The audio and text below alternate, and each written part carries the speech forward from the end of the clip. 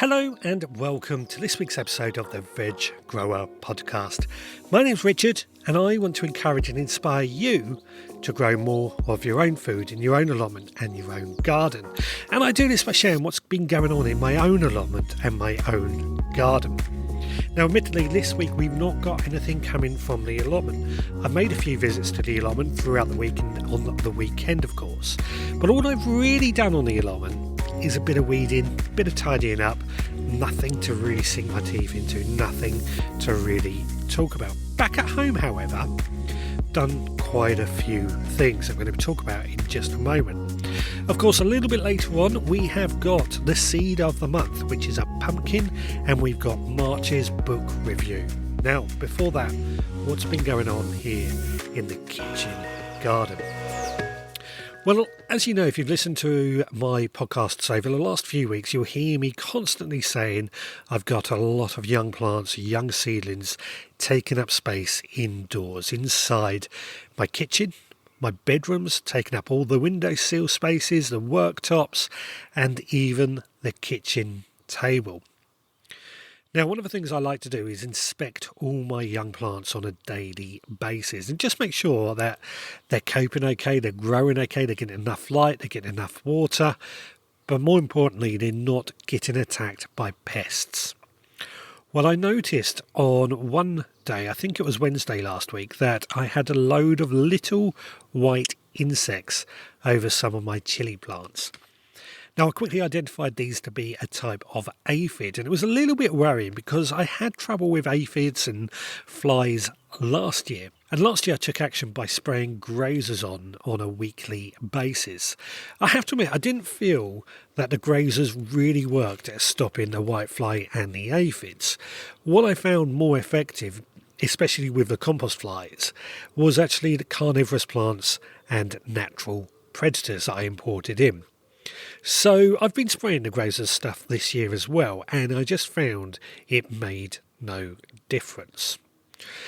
So I went down to a garden centre and I decided to buy an organic pesticide. Now, I do not like killing anything, including insects, at all. So I wasn't happy about using pesticides. But what I read about this is that it says it takes effect within 1 day. We can see result in 1 day. It kills aphids and larvae, which I'm not comfortable with, but I thought we're going to test it out and see if it makes any difference. This is organic certified, so it is a plant-based active ingredient, so it should be okay. I just don't like the idea that it does kill anything, but I sprayed it on, and within a day, all the whitefly had gone. So it definitely worked. I'm not happy about using it, but as an experiment, I've got to say it did work. And the fact that it is organic does make it a little bit more easier for me to stomach. I just don't like the fact that it kills anything. Unfortunately, indoors, we can't get any ladybirds or anything like that that's going to eat these little aphids. So I was a little bit stuck with what I could do indoors. Now, this brings me up to something that happened over the weekend. As I said earlier, we've got plants everywhere, the kitchen table, the worktops, the windowsills. Well, that also meant that with it being Mother's Day on Sunday and we were having the parents around for a meal, we needed our kitchen table back. And my wife and I, we had a bit of a discussion.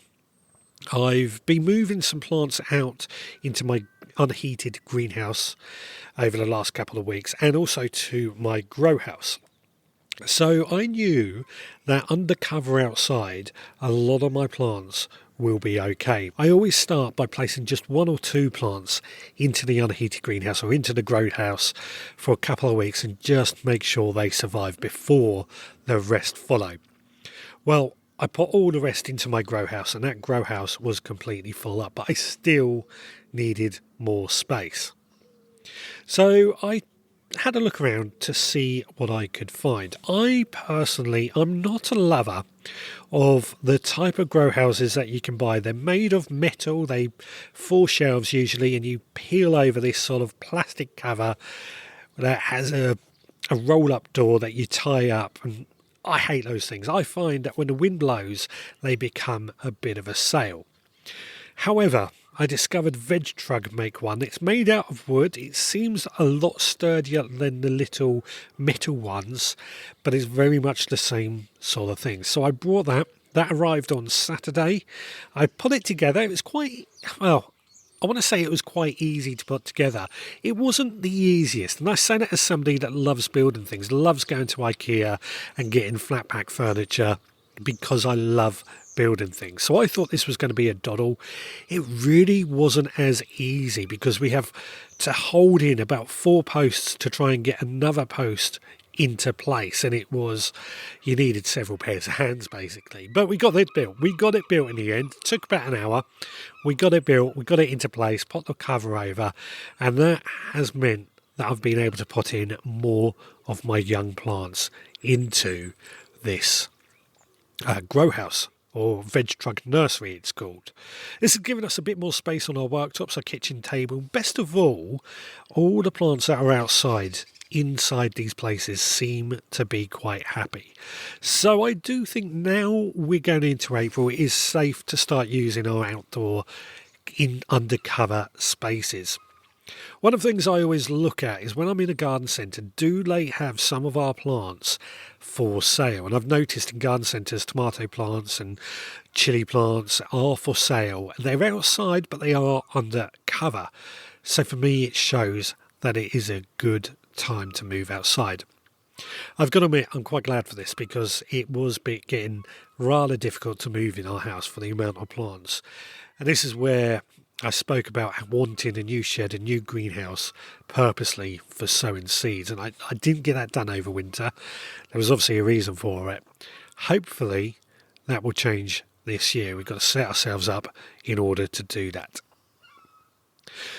Now, that's the big changes that have been going on here at the Veg Grower Podcast Kitchen Garden. Of course, there's been weeding and harvesting and things like that going on at the same time. But I now feel that the kitchen garden, certainly the soil temperature is there, that we can start sowing certain crops outdoors, which will be happening over the next few weeks. So keep tuned for that coming up. Right, I'm going to head on into the shed where we're going to talk about our seed of the month. In the meantime, let's find out what's been going on in the Supporters Club this week.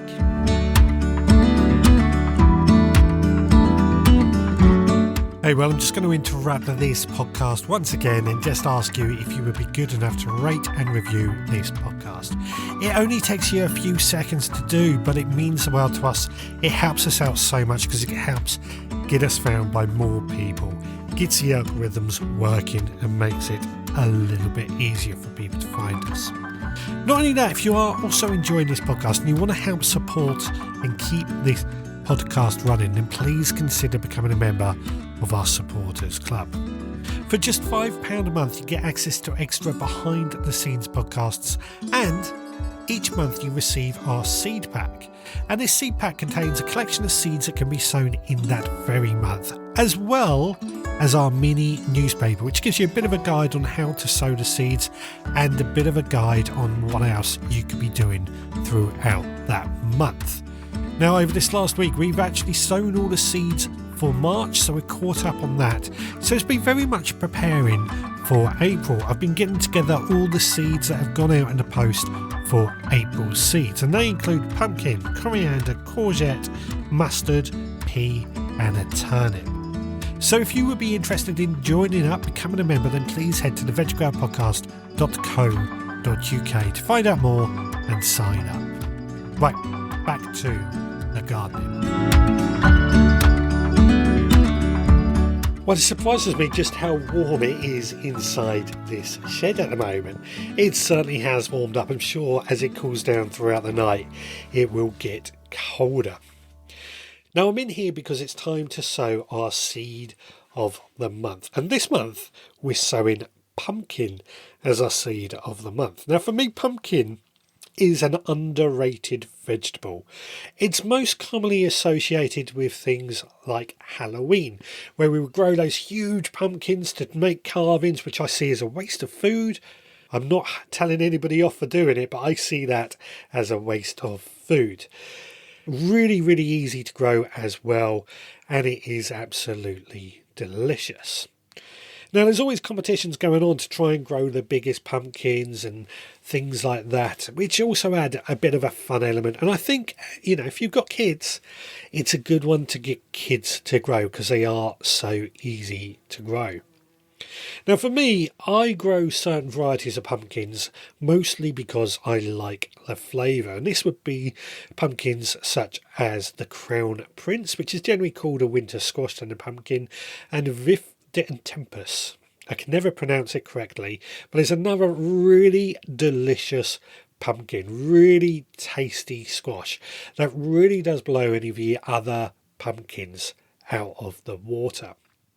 Now, of course, if you want to grow the big, really big pumpkins, you could be looking at something like Atlantic Giant or the Big Macs pumpkins. Now, I've actually sent out the Big Macs as part of a seed supporters club for April. That's one of the seeds that our supporter club members will be receiving this month. So we're all going to have some fun growing the Big Macs as well. And added to that, there are even some smaller varieties of pumpkins that you can grow up in a wigwam if you are struggling for space. So there's pumpkins for everybody. Of course, I've added links to all these pumpkins in the blog post for this episode. Now, to grow pumpkins, it is incredibly easy.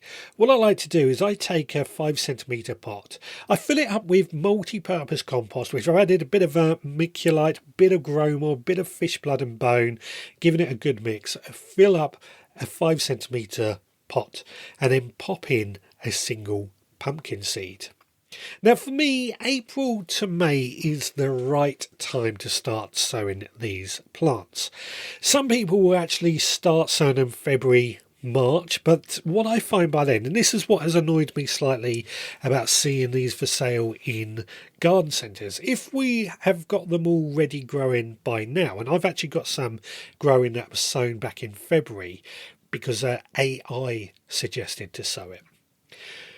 The trouble is pumpkins are quite large plants and they will grow big, they will grow very quickly, and they can soon take up any space, and it is still too cold to get them outside. At the moment my pumpkin plants are manageable, but we're not really going to be getting them outside until the middle of May.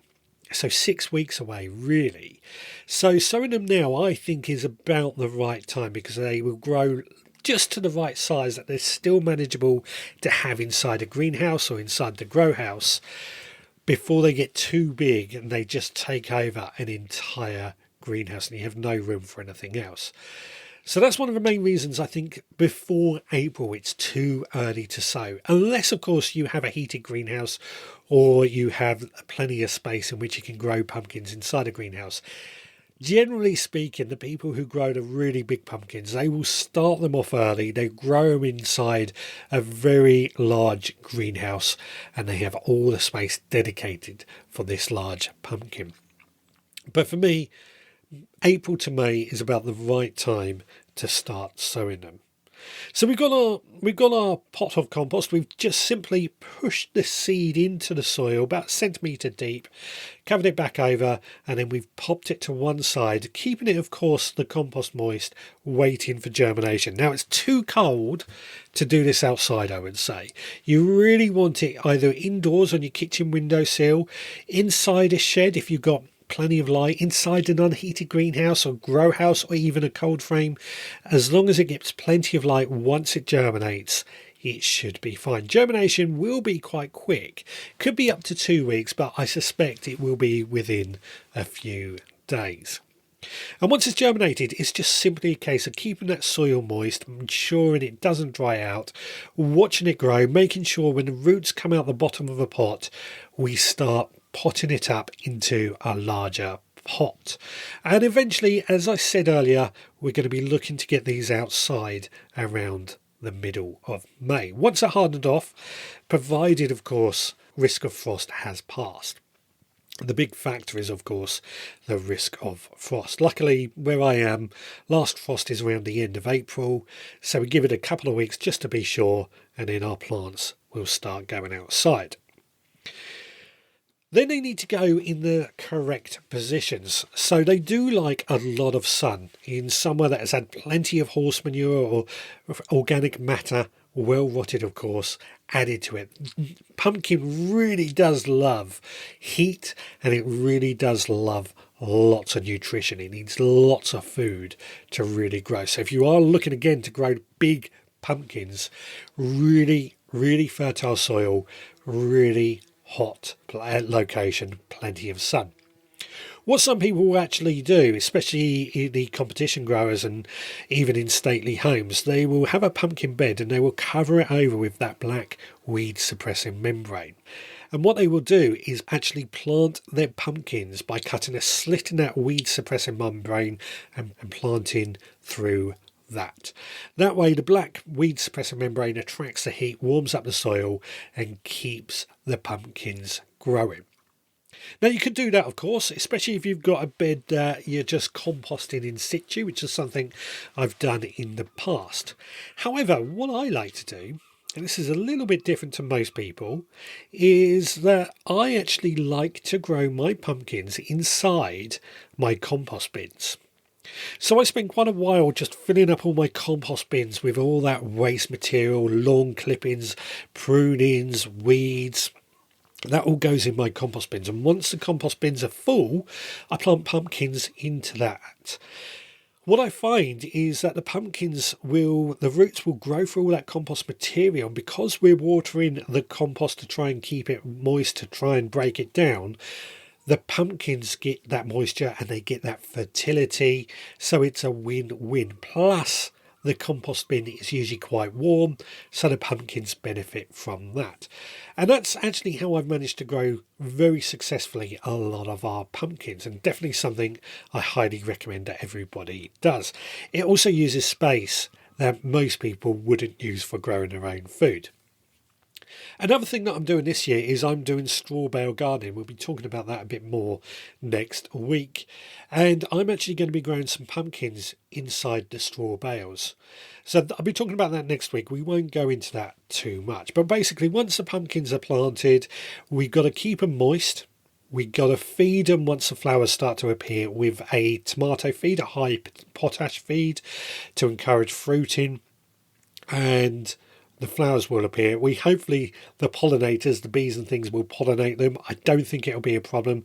There's no need to hand pollinate them unless you're growing them in a closed environment. The chances are they will pollinate.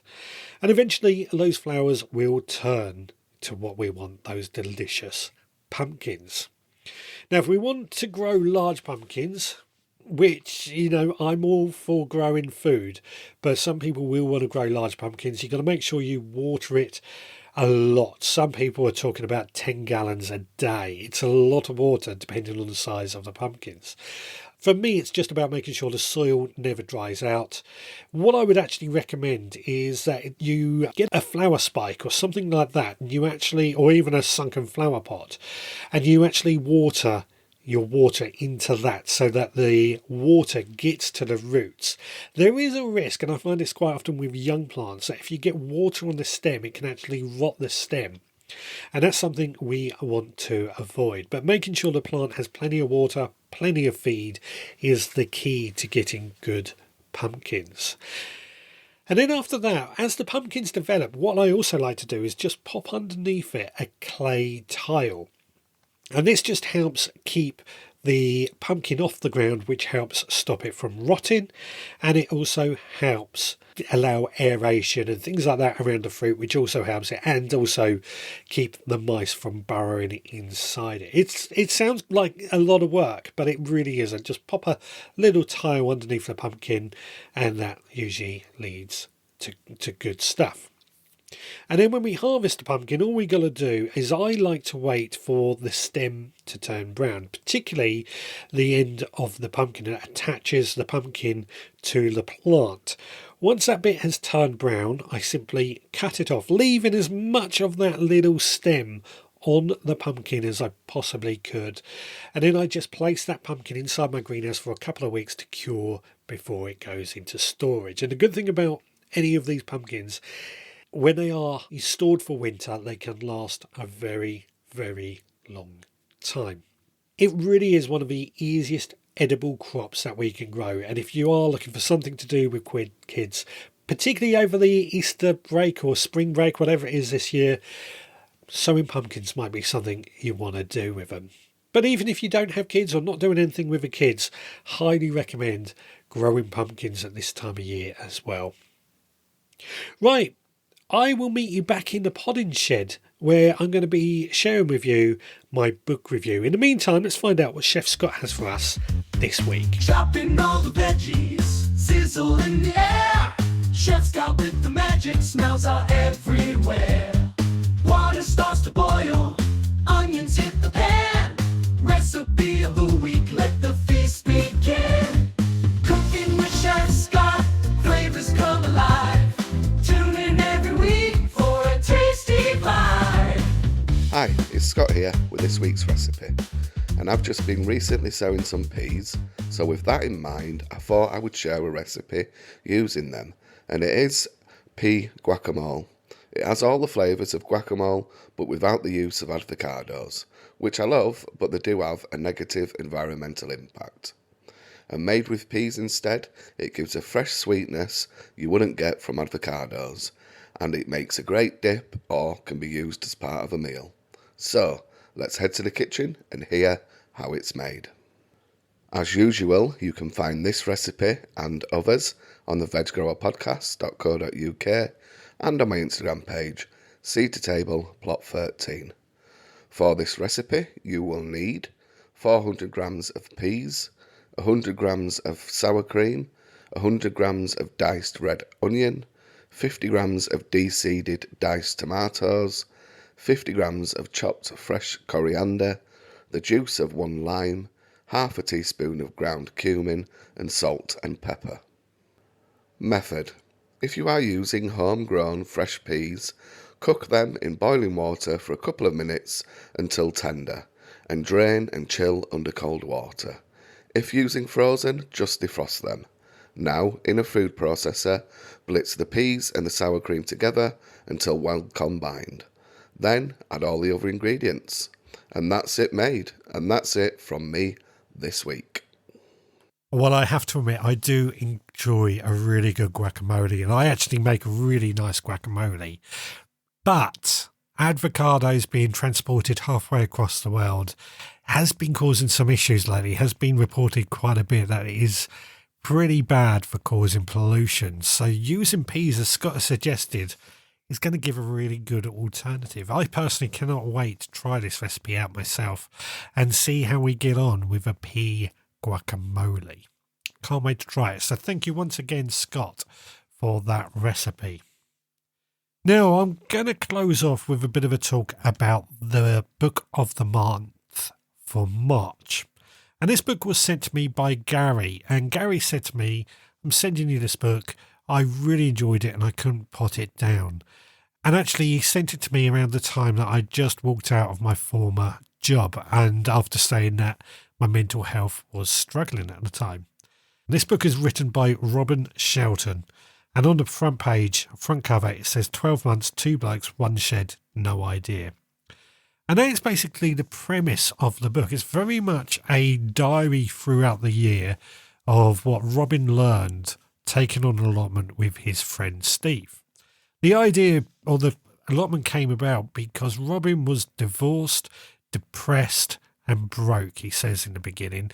And him and Steve, having a couple of beers as you do, they thought taking on an allotment would be a good idea. And that's what they did. They took on an allotment thinking it was going to be an easy way to save money. They got stuck in, wanted a shed, and then they learned the hard way that it was a lot of hard work. But the premise really came out that they really ended up enjoying themselves and they learned a lot. Robin himself said he got out of depression through the allotment. He got out of, or he had a better relationship with his sons as well, which I think is also very, very important. I really did enjoy this book. One of the things that I think men particularly are really bad at sharing is when we have got depression or something. We don't like to acknowledge it. Men, and I can say this because I did the same when I suffered from PTSD. Men can be very much, we've got to suck it up and get on with it. And sometimes we're not good at opening up about depression. I'm not saying women are any better or anything, but I know many men that I talk to, we don't discuss it. It's just not the type of thing we talk about.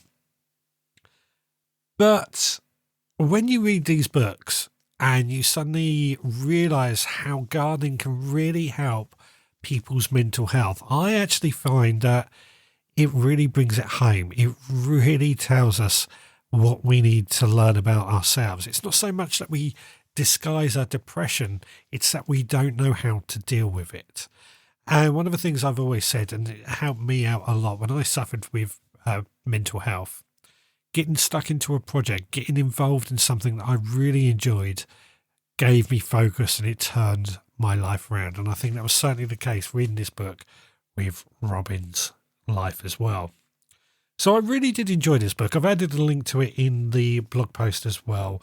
If you want to go and read this book, if you can't find it in your library, I highly recommend giving it a read. Really good book, I have to say. I don't want to say too much about it because I just feel I'm going to give a lot away by telling you all about it. But I'm definitely going to have to read it again because I enjoyed it that much. Now, we have not at the moment got a book for April, so we've got a week. If anybody wants to suggest a book that we can read, then please do get in touch and tell me your recommendation for a good book for the allotment or the vegetable garden, maybe even a cookbook. Wait for your suggestions. We're going to do that, and I will let you know next week, which will be our 600th episode. 600 episodes, that's amazing. Well, if you have enjoyed this podcast, then please rate and review on your podcast provider.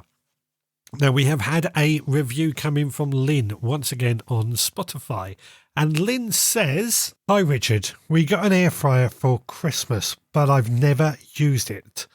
But Scott's recipe has inspired me to have a go. Also, in 2022, we had a wildlife pond dug in our garden. I've planted it, but it doesn't get much attention. Had snails, nymphs and pond skaters, beetles, etc. for a while. But yesterday sat with my coffee and spotted fish and 5 newts. These have been produced naturally, not by me, as there's no rivers or ponds close by. Mother Nature is amazing." Certainly, Mother Nature is very amazing, and if there's a void or there's space, Mother Nature will take over, and that's certainly what's happened in the pond. I'm amazed about the fish, actually. How did they get there? But brilliant stuff. Everything else makes sense, but how did the fish get there? It's not like they can just get up and walk. That's absolutely amazing. I've got to admit, we do like a good pond here at the Veg Grower Podcast as well. We do like to encourage wildlife, especially when it comes to pest control outside. So great stuff. Now, if you have got a rate and review, please do leave it and you will get it read out on the podcast. Added to that, Ballycillian Allotment Man on YouTube left a comment asking how deep my root trainers are. So my root trainers, I mentioned last week about growing onions in. My root trainers are about 4 inches deep. They're the Hacknick's Deep root trainers, so they're a good size. I've used them for many years now. They are starting to get a bit tatty, but they are doing the job nonetheless. So I highly recommend. The root trainers are a good investment, but be prepared, they will not last forever and they can be quite expensive. Well, if you've also enjoyed this podcast and you want to help support the work that we do, then please consider becoming a member of our supporters club. Details on that are at our website, theveggrowerpodcast.co.uk. Added to that, while you are on our website, if you want to get in touch, you can leave us a comment on the bottom of a blog post, or you can also leave us a voicemail. They always go down very well. Added to that, if you want to email me, richard@theveggrowerpodcast.co.uk is my email address. And that's just another way to get hold of me. Of course, there's social media as well, including our Facebook group, which is always good to see what is going on. Right, with that, it is time to pack up. We will be back again next time, so until then, please take care.